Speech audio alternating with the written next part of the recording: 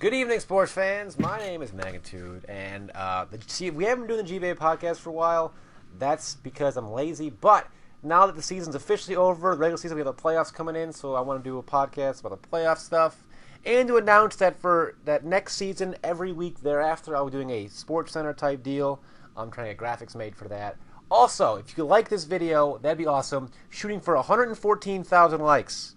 114,000. Let's get there, people. But I have two guests with me today. Introduce yourself, whatever order you choose. Now. Not everyone at once, guys. Hello. I'm Kyle, and I am in second to last place. Are you serious? That was your intro? Yeah. What team do you own, Kyle? The Chicago Grambles. Energy, man. And who else we have? I'm Super Blah. I will be joining the league as the Boston Red Sox next year. And we're pretty much guaranteed to be better than the Granville, so that's going to be exciting. That's the it's Blanishner. Yeah, it's going to be hard to be worse than the Grambles. It's hard to be worse than the Milwaukee Sawbucks, who But it is possible. You left dropped, the door open for the possibility. Dropped their last 9 games in a row. If it wasn't for Klefki's heroics week 1, probably would. See, the sad thing is, like, if that didn't work out to the degree that it did week 1, I would not have done it week 2 against Tom. And I got like 2 out of 11 confusions to work week 2 against Tom. So he had a plus 6 spear tomb. Week 3? Week 2. No. Oh yeah, week 3. Yeah, week 3. Yeah, I was a 1 turn away from beating Kyle. That's true. Yeah, against Tom it was retarded. He had a plus 6 spear tomb that was just not hit himself with confusion. It was awful. It was awful. But so the season's officially over. The bell closed. The whatever Stockman reference you want to use. It's true. Ended, and we have the playoffs upcoming. Which next week we have actually 2 rematches from week 10. Funny how that worked out for you. in the abysmal Kanto conference, we have the Los Angeles Nidokings at 6-4 going up against the New York Mankeys at 6-4, the 2 and 4 seeds respectively. It's true. And then in the Johto conference, we have the 1 and 3 seeds of the Arizona D-Oxys up against the Orlando Milotics. And we just had 2 those matches just happened last week. It just kind of worked out this way. So we had the Mankeys defeating the Nidokings by a score of 2-0, and the Milotics defeating the D-Oxys by a score of 4-0. An upset, people would say. I would have to agree with that. Now, a few things had to happen for the Milotics to get into the playoffs as of week 8. Because the Thunderous defeated the Milotics week 8 by 3-0. Putting the Milotics 2 games back with 2 games to play. And then what subsequently followed was, I believe, a predicted collapse by both myself and Nick. Yeah, I'll give you props for that. Of the Thunderous, who lost 5-0 in consecutive weeks, allowing the Milotics to sneak into the playoffs by 2 consecutive 4-0 wins. It's true. And it's a difficult thing. I think the pending vacation for the Thunderous team owner got into his head a little bit. I think he went on vacation a little bit too early, but you know what? It's he's gonna have to live and learn. It's the nature of the beast. And dropping the end result is the Milotics are dancing right now. They're heading to the big dance. It's sad. All that the Thunderous had to do was not lose by a shitload. He could have lost both weeks. He lost by proceeded to get rolled over by a Don Fan and a Milotic. Yeah. Don Fan and Milotic just steamrolled. It's true. I'm baffled. All the Thunders had to do was they could have lost by 2, just not lose by a shitload. It's true. I had him winning it all early on in the year. Did you? I did, but much like my season, that went south. Yep. Man. The Sawbucks and Granville tied for worst differential in the league at -23. Yeah. But I had the worst record at 1-9. That's true. At least you got that 1 win, so some point down the road, someone's going to go 0-for, and then this season's not going to mean anything. Nobody's going to remember it. Maybe you'll remember it, but yeah, I'll remember. Don't worry. It really, this year for me, I had a plan going into the draft. Didn't work out at all. But the saving grace was that Malmar got a kill week 10. I'm excited for this. Yep, got a kill week 10. Took out that Swampert, but unfortunately, I was undone by Amanda Buzz. So that was a bummer. But it was only 1-0, which is fine. I had 2 1-0 losses this year. I had 3 2-0 losses this year. And 2 3-0 losses. It sounds like you need a closer. It sounds like I do. I need my Keith Folk from 2004. Whenever I think of any closer in baseball, I just default to 04 Keith Folk. I think it was a good year for your memory. It was. You have a lot of things embedded there. It was quite a good year. I've just been 6-0 twice and 5-0 twice this year. So you want to talk about the first round playoff matchups, or I would love to. Very much like to do so. So we have. You know what, Nick, take it away. No, all right, okay. Well, so please. For the aforementioned abysmal Kanto conference, we have the Los Angeles Nidokings at the New York Mankeys, I believe. The Mankeys are 2-0 this season against the Nidokings, so I really don't know. I don't know if we can say that the Nidokings are the underdog exactly, but the history's not on their side there. Yeah. Yeah, the only reason why the Nidokings are ahead is because of differential. It's true. Yeah. That Jolteon. Yeah, that Jolteon came up huge. But, the Mankeys have yet to lose to Nidokings. I believe the last time they played was, let me check this little booklet. Week 3. I believe it was week 4. No, week 3. You're wrong. It was week 3 right. by a score of 4-0. 4-0. So the Mankeys have combined 6-0 in 2 games over the Nidokings. So Nidokings have some work to do. However, I must point out this stat, much to Superbly's upcoming chagrin. In 2007, when the Giants won the Super Bowl, the Giants had lost both games against the Cowboys earlier that season, but then defeated them in the playoffs to get the Super Bowl. The more you know. Because of an R.W. McQuarter's pick in the end zone, we won't talk about that. And Tony Romo. And Tony Romo, yeah. But yeah, so I mean, it's been done in the history before of sports, especially in football, where a team being swept in the regular season wins in the postseason.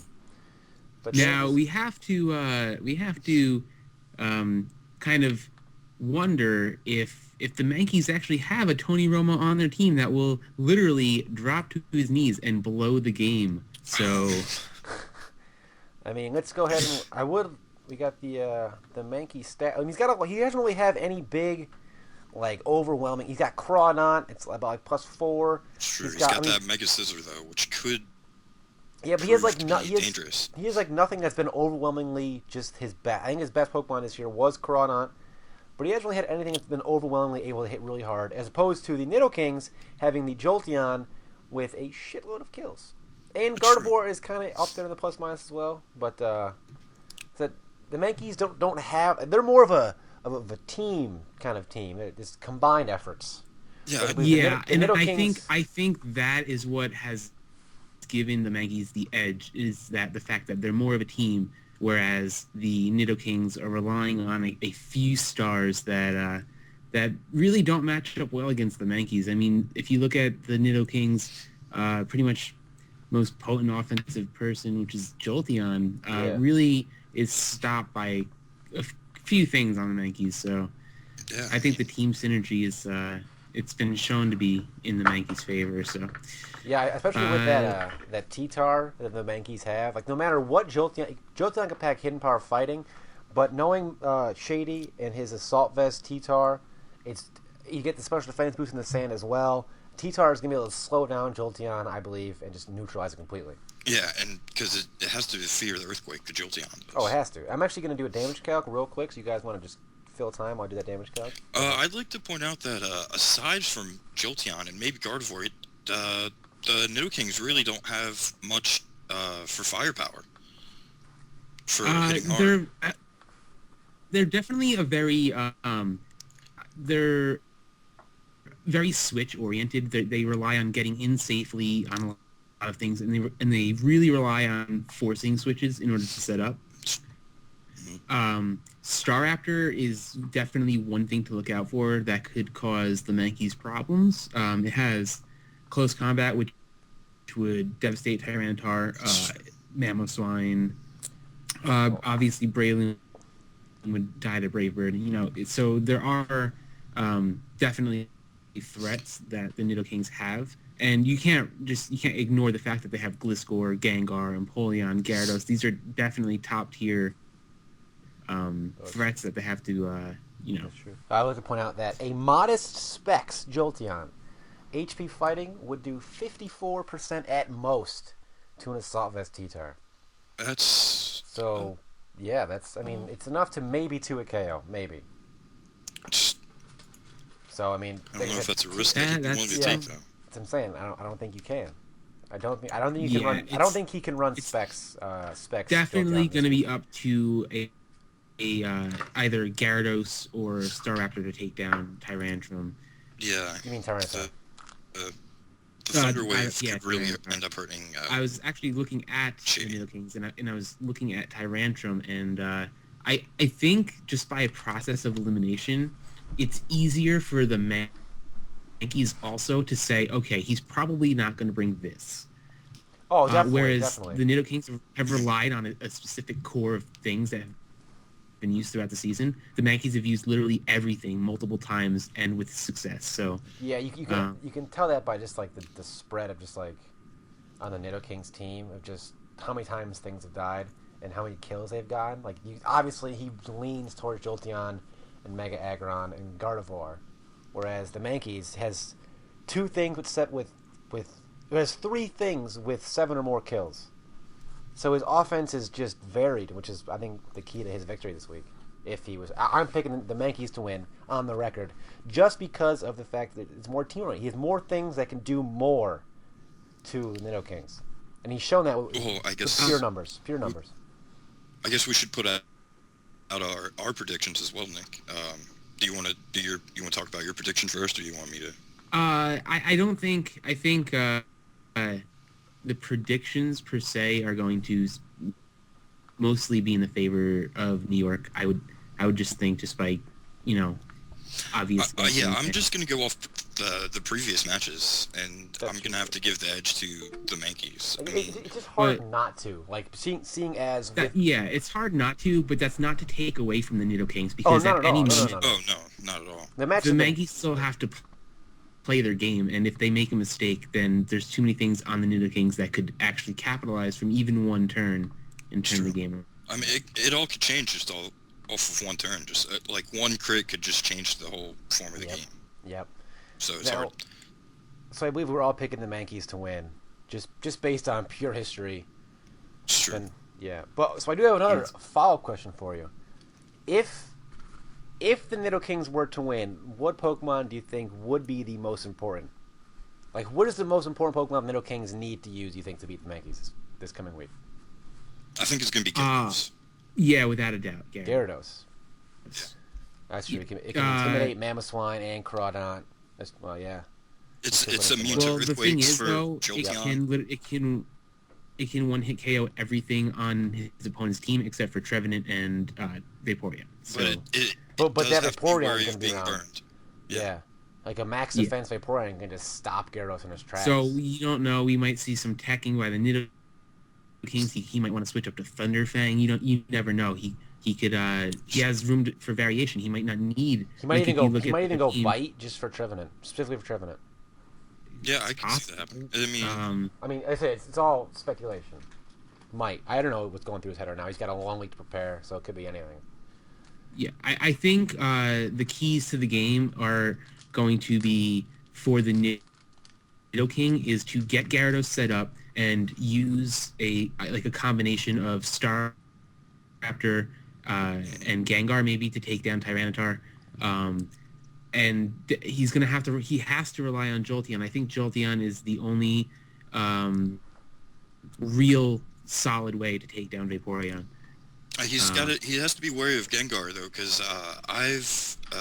leaked sources told me that Shady has been maybe experimenting with pursuit trapping T-Tar. Oh, is that so? Wow, sources. Adam Scheffner coming through. Oh, the sources are his YouTube videos. You can't reveal those sources. That's not actually how they work. So, no, I believe actually, I think that Empoleon's gonna play a much bigger role because he can not be toxic by Vaporeon if you choose to bring it. And I do also think that if you can run Sub Empoleon, you can also stop being burned from Trevenant. True. Another thing to consider is Drill Peck. Shady actually has a. There's something that I don't know if he'll see. I think he'll look around it because the defensive aspect of Vaporeon is too good. But an offensive Vaporeon could literally rip apart the Nidokings. He could have just even like Hydro Pump, Scald, any water move. Scald would probably be better for the burn, even though it lacks power. But if he has Hidden Power Electric, that'll take down Gyarados. If he has Ice Beam, that'll take down Gliscor. He can do work. Even can it run Shadow Ball? Even yeah, it can have Shadow Ball. He can run Shadow Ball what too. That before. I'm just maybe Gengar. Gengar. So if he wanted to go Gardevoir, specs, Gardevoir well, too. the thing is, actually, that'll be great, Shadow Ball, because Gardevoir is going to come in on Vaporeon at some point to trace Water Absorb. Yep. That's true. So if he wants to fight it, I don't know. I'm just saying he has so many options. But I think the main key for the Mankeys is going to be to spread status as much as possible. That's true. You got to get a burn on Gyarados. Got to get burn, especially on paralysis, Staraptor. Yeah, either one of the two. toxic going. Yeah, just go around. I think Torkoal, if he decides to bring it, I don't know if it'll be. I don't know if it'll be the best. He could run team for him to Shell bring it. Smash with Yeah, special you can't count out Torkoal. Yeah. If we've learned anything from the GBA this year, is Torkoal is a threat in this format. Well, I mean. Well, as a fire type. Okay, that's true.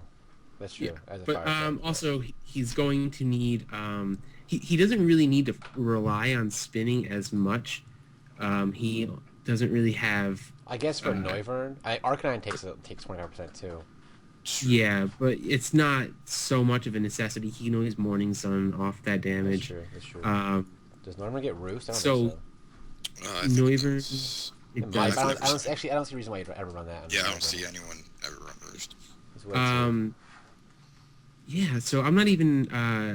I think that if the Nidokings are going to get beat, it's not, you can't do it this way, because there are just 3, maybe 4 things that could go off with the sweep against the Nidokings on the Mankeys. That's true. Mega Scizor, Mamoswine, Crawdaunt, Breloom. Even that Cacturn could potentially. Even that Cacturn. Sword Dance. Sucker Punch. Sucker Punch could be huge. Oh, Sub Focus Punch. And he has Water Absorb. He has Water Absorb too, which Danza the Nidokings might not be aware of. Perhaps with Gliscor. Or with Gyarados, I mean. Go for a Waterfall, all of a sudden he's Water Absorbing, coming out of Switch. Yeah, and then you Take can a get Waterfall. Yeah. So, or even with Empoleon coming on a Surf. Or Scald, even. Or Scald. Yeah, I just assume. Yep. So, I mean, there could be a number of things. I mean, if you get a Surge Dance up with a Cacturn, and you get Staraptor in there, you can Sucker Punch do a number of damage to Staraptor. Here's an idea. You got that the Assault Vest Vaporeon with Scald. You can buff both defenses. Wow. No, I don't think that's too crazy. That's not going to be likely. I think passing wishes around is definitely going to help. Yeah, the wish is going to help a lot with Vaporeon. Especially throwing wishes over to Tyranitar. That could be incredibly problematic. Yeah, alive. Yeah. So, I definitely think that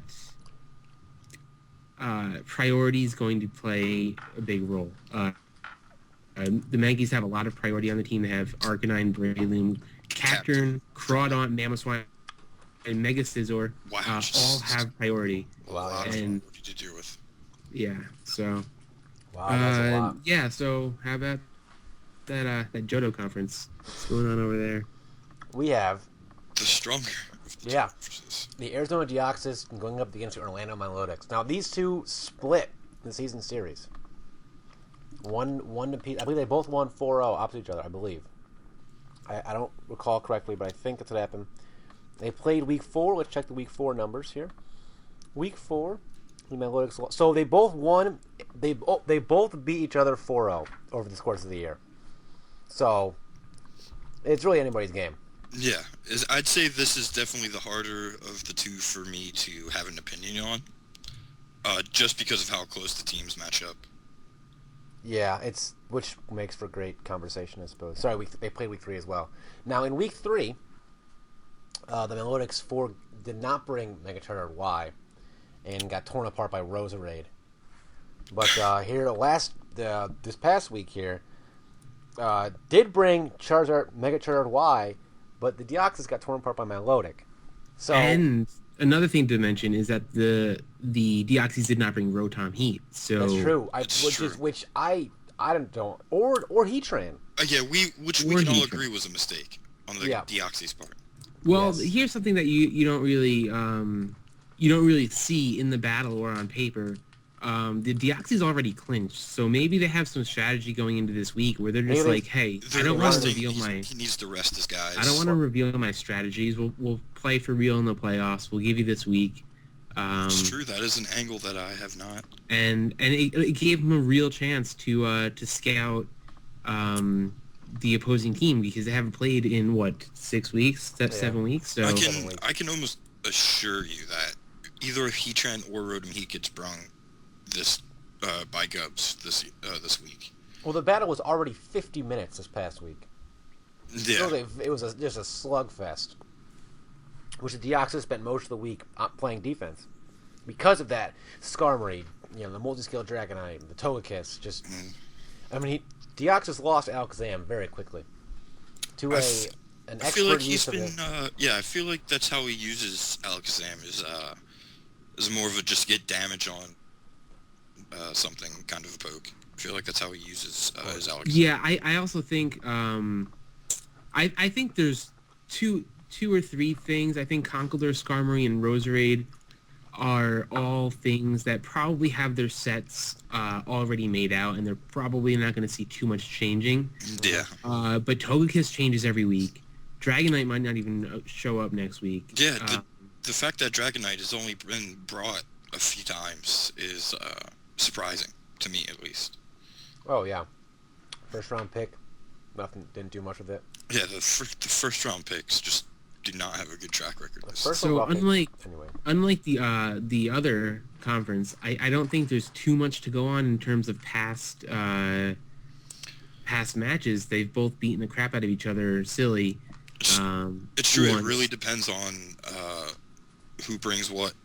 It's gonna be up to if the Deoxys can take down Mega Charizard before the Mega Charizard deals damage, like can kill off like Skarmory, Conkeldurr, Roserade. Yep. I think that would be the key to their game. But then after Mega Charizard goes down, there's too many other threats. Terrakion, Milotic got 4 kills. I don't think he was ready for Milotic. I don't think he was either. I think he was. But like I said, in all fairness, if he brings, let's say he swaps out Alakazam for a Rotom Heat, like Milotic's still gonna dump on that anyway. Yeah, it could, but just the presence of Volt, it might not even get to touch it. It can keep Volt switching out. You never know. So that's true. It's gonna be interesting. And I think another thing that the Deoxys had to worry about was, whoa, where the fuck did Salamence come from? Yeah. All of a sudden, big free agent pickup. Probably, I would think Salamence would be just below the threshold for the cutoff of where we were not allowed to pick from. Yeah. So. Definitely a big pickup for the Milotics. And then there's still Terrakion. Didn't even come out into that game. It didn't die, didn't get the kill. It was just, there being a threat. So it almost took out Skarmory. It came close, but got rolling out before it could. No. But, all right, so I'm going to ask both. All right, Kyle, you go first. Kyle, if you see the Deoxys winning, what do you think is going to be the key to that, to having the Deoxys win? Obviously, I think it's going to be getting Mega Charizard Y out of play as soon as possible, to be honest. The longer Mega Charizard Y is around, the worse it looks for Gubs. He's got to bring either Heatran or Rotom H for it. And then I think if you can get Terrakion out of there, I think Togekiss can do a decent amount of damage to the rest of her team. I think Conkeldurr is going to be... It's going to make Terrakion its bitch, pretty much. It does it all the time. And I think that's Terrakion's biggest threat is Conkeldurr. I mean, it outspeeds pretty much everything on the opposing team. Alakazam is a threat too, so unless Terrakion's Scarfed, it's going to go down to a Psychic or a Psyshock. But I think actually the biggest key for the D-Oxys winning is getting up hazards and letting them stay up, because yes, the hazards were not brought at all by the D-Oxys this week, which I found if you surprising. if you look in the week 3 game, once spikes were up and he was able to whirlwind, and it was just too much damage going around. So other than that, I would think the key for the Milotics is getting Charizard in a favorable position to just throw up an attack, because any attack that it does get off will do a lot of damage, and keeping Fortress around for as long as Fortress outlives Skarmory, then it'll be great. Which is what happened this coming week, is Fortress just was there for a while longer. I think this week we saw no presence of Talonflame, which I can understand why. Afraid of Heatran, afraid of Rotom Heat. Yeah. But I'm wondering if more of a support based set with just like a Brave Bird, because Conkeldurr with the Assault Vest, Charizard Y cannot win at KO Conkeldurr, period. Mm. But Talonflame, a Brave Bird from Talonflame, could do a lot to Conkeldurr, could do a lot to Skarmory, can do a lot to Alakazam, could do a lot to Nidoking. So perhaps that could be, it could also do a lot to, depending on what kind of Togekiss or Dragonite, to finish off things like that. I understand why there wasn't Talonflame this week, but I'm thinking if, that could be something that the Milos look at for next week. Well, I definitely think Heatran, because Heatran and Rotom both stopped Talonflame. So I'm saying I understand why it wasn't brought this week, but you can and not to mention just having 2 Fire Flyings with Stealth Rock around, it's risky. I mean, if you go back and when Milo started to bring both of those together, Milo started to win. That's true. But I mean, they both are the same exact typing, but they both do totally different things. It's true.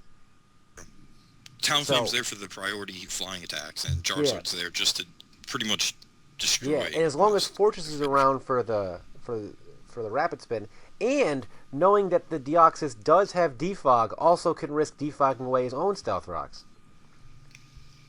And that's where this week competitive Milotic came into play. Predicted a defog when the Milotic, and with the evasion drop, yeah. Yeah, almost went hog wild, but either way, ended up getting 4 kills over that Slobberknocker. But so do we have predictions by either of you that you want to set in stone right now? Oh, I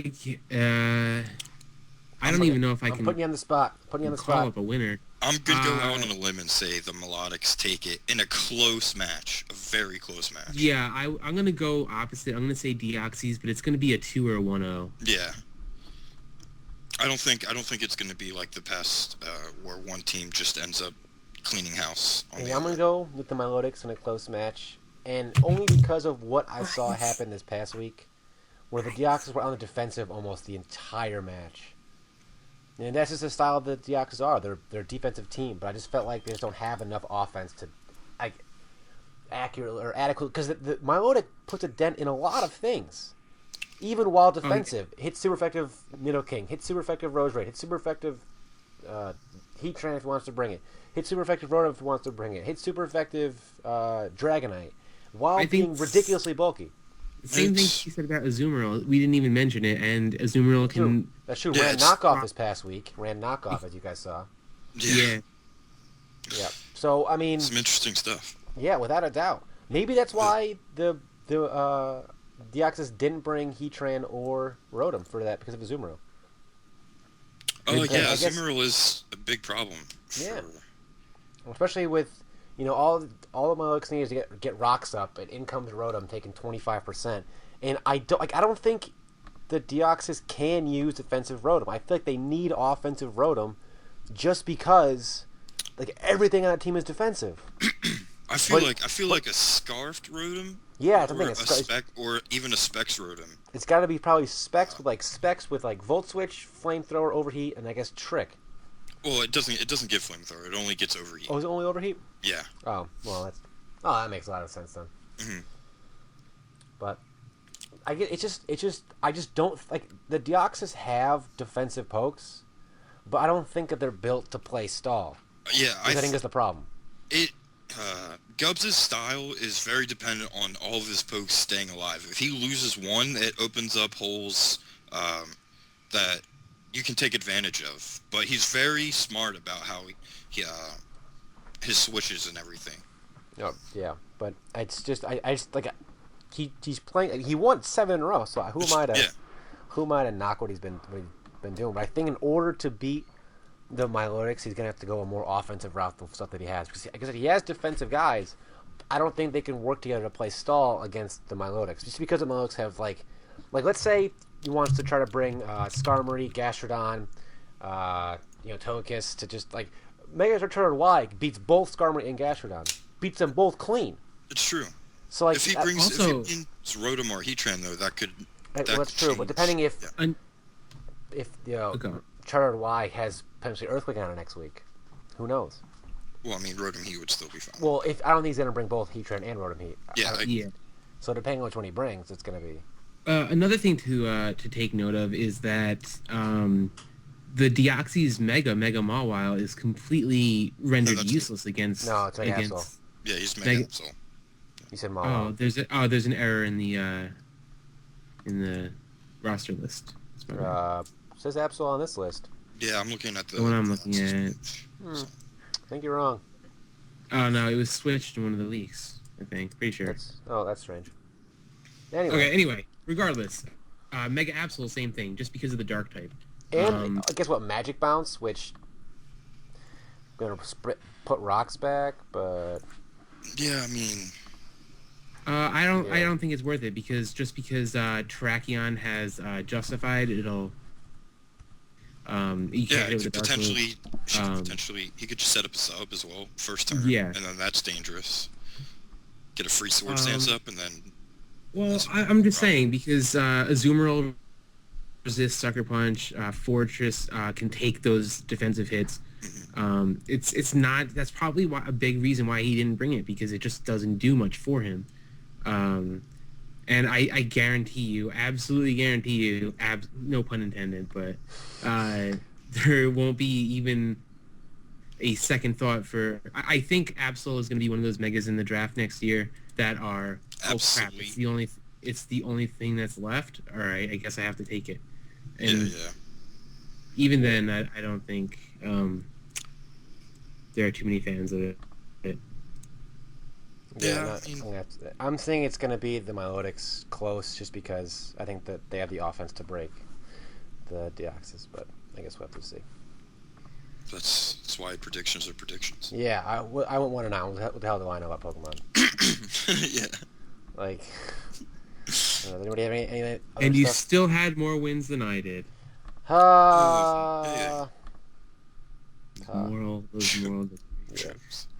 So yeah, it's definitely gonna be an exciting playoff. Without a doubt.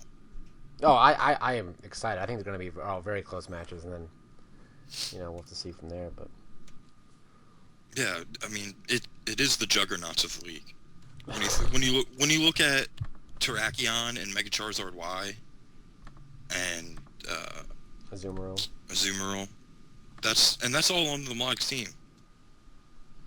And then there's Togekiss and Heatran on Gubbs' team.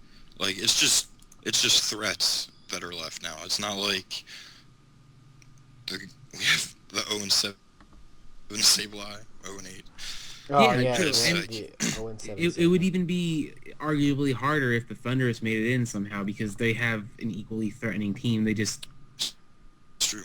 They really dropped the ball. What I think we predicted, which is interesting. They could have lost both games as long as they didn't get blown up, but they did. Yeah. So that's a bummer. Yeah. But I think that's all we got for this episode. Yeah, I mean, next week will be a lot more to talk about. Regardless of who wins, I'm guaranteeing it's going to be a show. So you guys should make sure. Yeah, check those out. Yeah, definitely check those out. I'll do my best to hype those up as the week goes on, and then Then we'll be around for the finals in And Pasadena, then we Florida. have media day. Yeah, Pasadena. media. Isn't Pasadena where the combine is? I think I have it no might idea. be right. Is it I maybe? thought Pasadena was in California. Is it? Fuck if I know. I don't know. I'm from Connecticut. What do I know about cities in other states? I'm from Connecticut. Do you know there's a Brooklyn, Connecticut? Do you know that? Hey, UConn. You're from Brooklyn UConn too? Proud. There is a Yeah, Brooklyn, Pasadena Connecticut. is in. We're in there's a Pasadena, California. Texas. Well, There's Texas and there's these cities that are allowed to have multiple existences. Pasadena's a city in each state, so True. kind of like how Rome is in New York, but it's also over yonder. There's a Scotland, Connecticut too. If you want to wear. Just really unoriginal when they came over. Oh, we ran away from Name this- Scotland, so we're just gonna name this place Scotland. This is better, Fuck it. Scotland. I think I think we should probably say farewell. Yeah, all right. We'll see you guys next week, I guess, for playoff action. All right, later, guys. But turns out Shofu's in Nintendo World right now.